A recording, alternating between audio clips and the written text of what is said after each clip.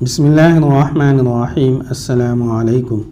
سپاہی نے سیاہ داڑھی والے کے قدموں میں جا سر رکھا اور التجا کی، حضرت مجھے میرا راز دے دو، میں کون ہوں، مجھے آپ کیا دکھائیں گے؟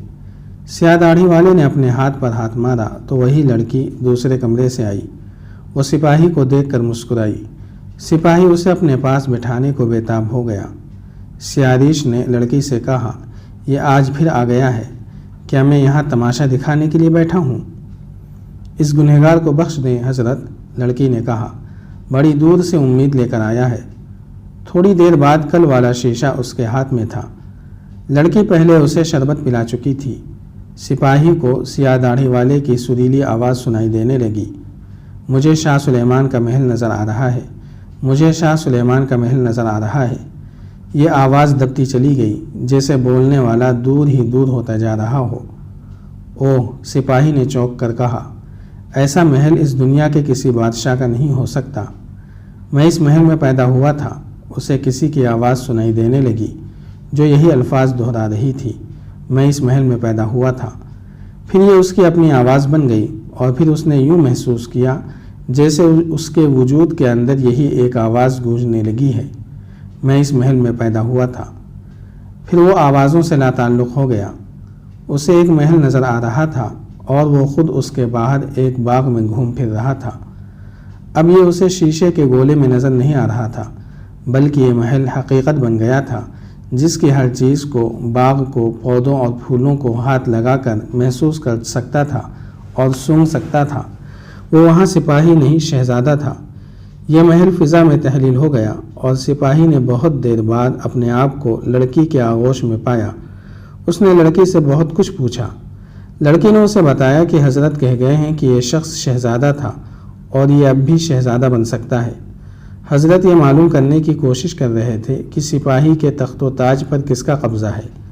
لڑکی نے اس سے کہا، حضرت کہہ گئے ہیں کہ تم اگر 7-8 روز یہیں رہو تو وہ سب کچھ معلوم کر سکیں گے اور تمہیں سب کچھ دکھا دیں گے۔ اگلی رات وہ پھر قلعے کے اسی کمرے میں بیٹھا تھا۔ اس نے 4 روز کی چھٹی لے لی تھی۔ لڑکی نے اسی پیالے میں اسے شربت پلایا اور اس کے ہاتھ میں شیشے کا گولا دے دیا گیا۔ اس نے کسی کے بتائے بغیر گولا اپنی آنکھوں کے آگے رکھ لیا اور قندیل کی لو دیکھتا رہا۔ اسے اس میں رنگا رنگ شعلے ناچتے نظر آئے۔ سیاریش نے اپنی طلسماتی انداز سے کچھ بولنا شروع کر دیا۔ اس سے پہلے وہ 2 بار اس عمل سے گزر چکا تھا۔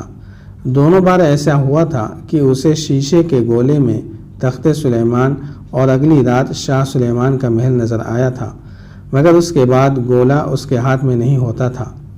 اس بار جب گولے میں کوئی منظر نظر آنے لگتا تھا تو سیاریش یا لڑکی سپاہی کے ہاتھ سے گولا لے کر الگ رکھ دیتی تھی۔ اب تیسری رات بھی یہی ہوا۔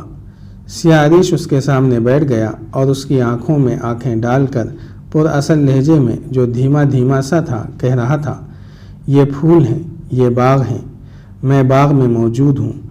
وہ یہی الفاظ دہرا رہا تھا اور لڑکی اس کے بالوں میں انگلیاں پھیر رہی تھی۔ سپاہی کو ایک باغ نظر آ گیا۔ زمین اونچی نیچی تھی اور ہریالی سے ڈھکی ہوئی، ہر طرف رنگ برنگے پھول تھے اور ان کی مہک نشہ طاری کرتی تھی۔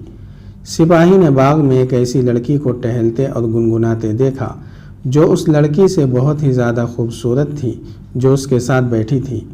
اس کا لباس ایک ہی رنگ کا تھا اور یہ رنگ ان رنگوں میں سے نہیں تھا جو وہ اس دنیا میں دیکھا کرتا تھا۔ سپاہی اب ناگوں والے قلعے کے کمرے میں نہیں تھا۔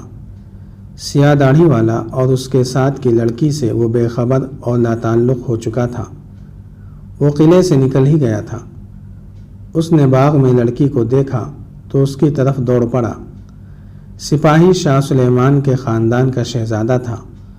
وہ دونوں باغ کے اس گوشے میں چلے گئے جو ایک غار کی مانند تھا، لیکن یہ غار رنگا رنگ بیلوں اور ان کے پھولوں نے بنا رکھا تھا۔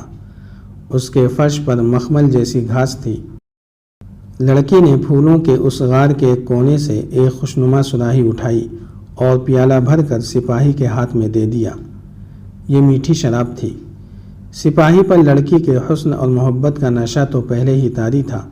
شراب کے نشے نے اسے اس سے بھی زیادہ حسین اور طلسماتی دنیا میں پہنچا دیا، اور پھر لڑکی نے اس سے کہا کہ وہ ابھی آتی ہے۔ وہ چلی گئی۔ سپاہی کو اس کی چیخیں سنائی دی، وہ باہر کو دوڑا، اسے لڑکی کہیں نظر نہ آئی، وہ دوڑتا ہی رہا، اسے لڑکی کی دلدوز چیخیں سنائی دیتی رہیں مگر وہ سپاہی کو کہیں نظر نہیں آتی تھی۔ اس نے غصے سے پاگل ہو کر تلوار نکال لی اور لڑکی کی تلاش میں باولا ہوتا رہا۔ آخر اسے ایک بڑھیا ملی۔ اس نے اس سے بتایا کہ لڑکی اب تمہیں نہیں مل سکے گی، وہ جو لڑکی کو لے گیا ہے وہ تم سے زیادہ طاقتور ہے، تم اب اسے کبھی نہیں دیکھ سکو گے۔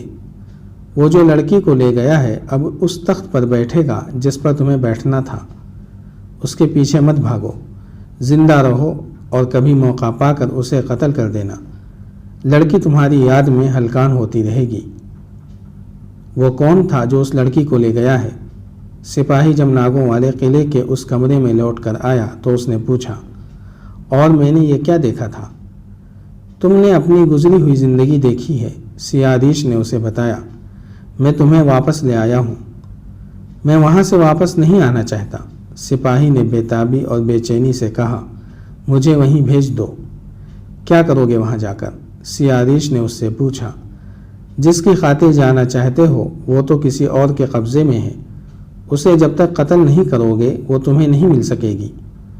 میں نہیں چاہتا کہ تم کسی کو قتل کرو، اور میں یہ بھی جانتا ہوں تم اس انسان کو قتل کر بھی نہیں سکو گے۔ حضرت، سپاہی نے کہا، اگر قتل کرنے سے مجھے میرا ورثہ اور میری بیوی مل سکتی ہے تو میں صلاح الدین ایوبی سے بھی اونچے رتبے کے آدمی کو قتل کر دوں گا۔ پھر یہ خون میری گردن پر ہوگا میرے دوست، درویش نے کہا۔ سپاہی اس کے قدموں میں گر پڑا اور اس کے پاؤں پر سر رگڑنے لگا۔ وہ حضرت حضرت کا ورد کیے جا رہا تھا اور وہ رونے بھی لگا تھا۔ سیادیش نے اسے پھر اسی دنیا میں پہنچا دیا جہاں تخت سلیمانی تھا، محل اور باغ تھا۔ اس کے کانوں میں آوازیں پڑتی رہیں، یہ ہے تمہارے دادا کا قاتل، تمہارے باپ کا قاتل، تمہارے تخت و تاج کا غاصب، اور وہ لڑکی جو تمہیں چاہتی ہے اس کی قید میں ہے۔ نہیں نہیں، سپاہی نے گھبرا کر کہا، یہ نہیں ہو سکتا، یہ صلاح الدین ایوبی ہے، یہی تمہاری قسمت کا قاتل ہے۔ اس کے کانوں میں آوازیں پڑ رہی تھیں، یہ تمہارا سلطان نہیں ہو سکتا، یہ کرد ہے، تم عرب ہو۔ کہو صلاح الدین ایوبی میرے دادا کا قاتل ہے، میرے باپ کا قاتل ہے، میرے تخت و تاج کا غاصب ہے۔ اب راز کھل گیا ہے، انتقام لو۔ غیرت مند مرد انتقام لیا کرتے ہیں۔ اور سپاہی طلسماتی ماحول میں گھومتے پھرتے یہی ورد کرتا رہا، صلاح الدین ایوبی میرے دادا کا قاتل ہے، میرے باپ کا قاتل ہے، میرے تخت و تاج کا غاصب ہے، میری محبت کا قاتل ہے، میری قسمت کا قاتل ہے۔ پھر یوں ہوا کہ اس کی نظروں کے آگے صرف صلاح الدین ایوبی رہ گیا۔ وہ اسے چلتا پھرتا نظر آتا تھا۔ سپاہی ہاتھ میں خنجر لیے اس کے پیچھے پیچھے جا رہا تھا مگر قتل کا موقع نہیں ملتا تھا۔ سپاہی کو لڑکی نظر آ گئی، وہ پنجرے میں بند تھی۔ صلاح الدین ایوبی پنجرے کے پاس کھڑا قہقہے لگا رہا تھا۔ لڑکی سپاہی کو ادا اور مظلوم نظروں سے دیکھ رہی تھی۔ سلطان ایوبی کے چہرے پر صفاقی اور بربریت کے سائے گہرے ہوتے جا رہے تھے۔ سپاہی کی زبان خاموش ہوتی تھی تو اسے فضا سے سرگوشیاں سنائی دیتی تھیں، صلاح الدین ایوبی میرے دادا کا قاتل ہے، میرے باپ کا قاتل۔ صلاح الدین ایوبی اپنے کمرے میں اپنے مشیروں اور اعلیٰ فوجی حکام سے جنگ کی باتیں کر رہا تھا۔ جاسوس جو نئی اطلاع لائے تھے جن کے مطابق اپنے پلان پر نظر ثانی کر رہا تھا، اور اس وقت یہی محافظ سپاہی باہر پہرے پر کھڑا تھا جسے سیادیش بزرگ نے نئی دنیا دکھائی تھی۔ مشیر وغیرہ بہت دیر بعد کمرے سے نکلے اور سلطان ایوبی اکیلا رہ گیا۔ سپاہی کمرے میں چلا گیا اور اس نے تلوار سونت کر کہا، تم میرے دادا کے قاتل ہو، میرے باپ کے قاتل ہو۔ سلطان ایوبی نے چونک کر اسے دیکھا۔ اسے آزاد کر دو، وہ میری ہے۔ اور اس کے ساتھ ہی اس نے قہر اور غضب سے سلطان ایوبی پر تلوار کا وار کیا۔ سلطان خالی ہاتھ تھا، وہ پھرتی سے وار بچا گیا۔ اس نے باڈی گارڈز کے کمانڈر کو آواز دی اور لپک کر اپنی تلوار اٹھا لی۔ سپاہی نے اور زیادہ غضبناک ہو کر اس پر حملہ کیا۔ جاری ہے۔ اگر آپ کو یہ قسط وار سلسلہ پسند آ رہا ہے تو لائک، شیئر اور کمنٹ کے ذریعے ہماری حوصلہ افزائی کریں۔ جزاک اللہ خیرا۔